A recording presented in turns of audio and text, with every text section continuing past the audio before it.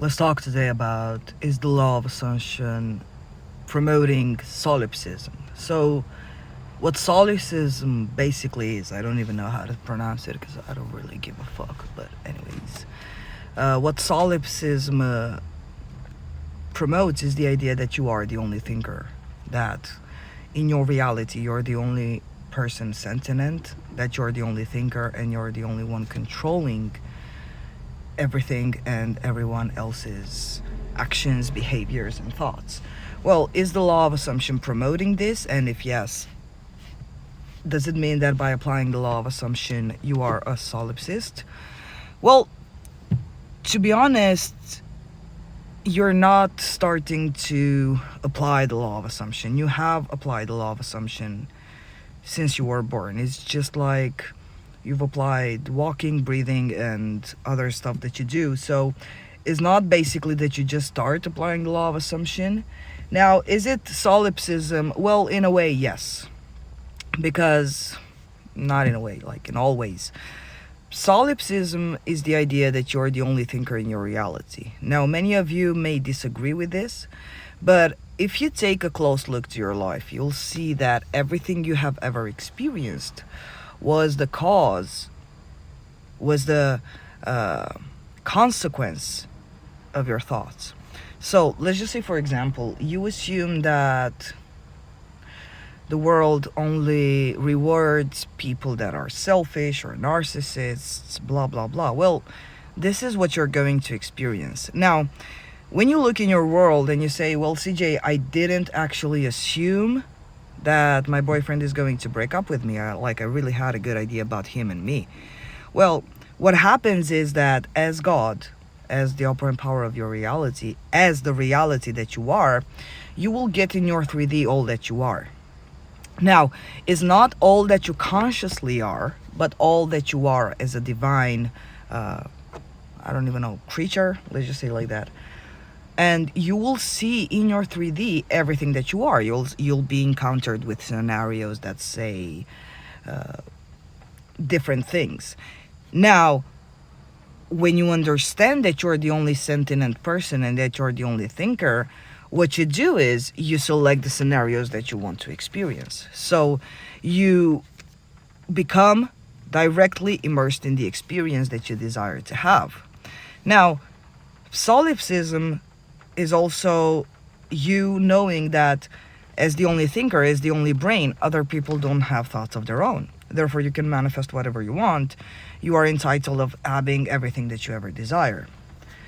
And you don't have to bother yourself with whether someone is going to give you permission to experience that which you desire, because as the only thinker, you're the only person in your reality. You're the only one alive. So people are just projections of you, are just actors in your show, to say it easier. Now, enough about solipsism. There are no many things to say, just that you are God and you're the only sentient brain thinker in your reality. I want to touch base a subject, and this is going to trigger a lot of you, because when you're in the process of manifesting your specific person, you tend to think that you have to think about them 24/7, and your focus goes on your specific person. And that's why many of you struggle with circumstances, with no movement. Why? Because your focus is on them. Well, you thinking about your specific person 24/7 is not going to manifest them in. First of all, because you have your focus in the wrong place. As the only thinker in your reality, the only focus should be on you, who you are. So if you're not focusing on yourself being the only priority, not even the only priority, what am I saying? Because you are the only priority by default. But if you're not focusing on yourself as being God, as being the only thinker, and you start focusing on your shadows, well, that's why you get no movement, you get no circumstances, you get no nothing. Why? Because your focus is on the wrong place. It's on the shadow on the wall. Now, take this little example, and I do give this example to my clients. So let's just say, for example, you are in your house and then you have a candle on your table. Well, when you observe the candle, you Just observe it. You know you have it. You know it's under your ownership. But do this little exercise, like start focusing on the candle 24/7, the same way you're doing on your specific person. Well, after 2 or 3 days or even sooner, you're going to start questioning the existence of the candle. You're going to start questioning whether the candle is going to be there or not. And to be honest, you're going to revolve your whole world around the candle. Do you see how your point of focus shifts on the outside, like on a shadow, on a product you created, you imagined? So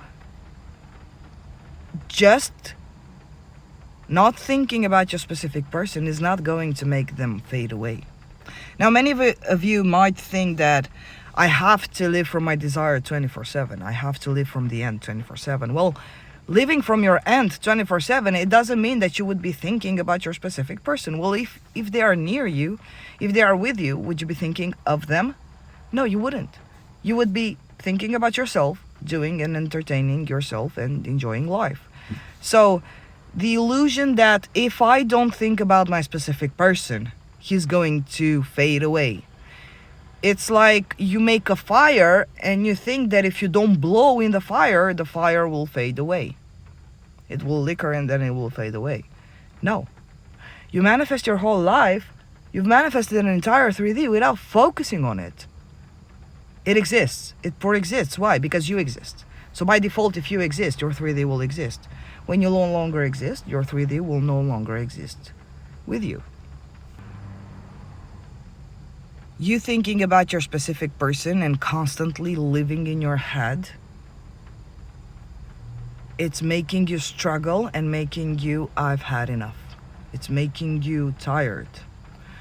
Now, I would advise many of you that are spending 24 hours thinking about your desire and thinking about your specific person and living under the impression that you have to do something to manifest it. Well, the only thing you need to do is to understand that you already have it.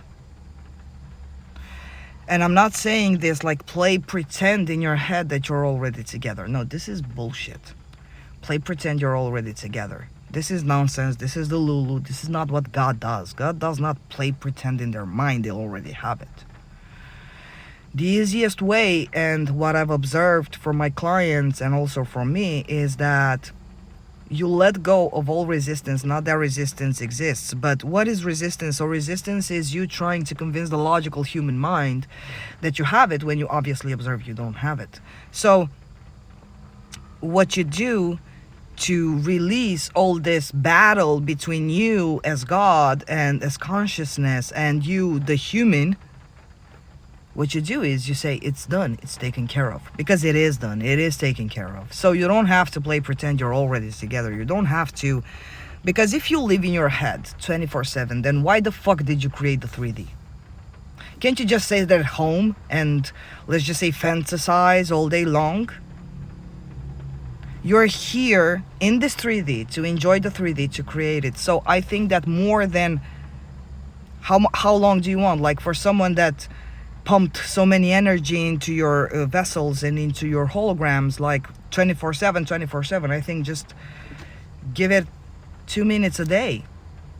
2 minutes a day. Like your whole world shouldn't revolve around this idea.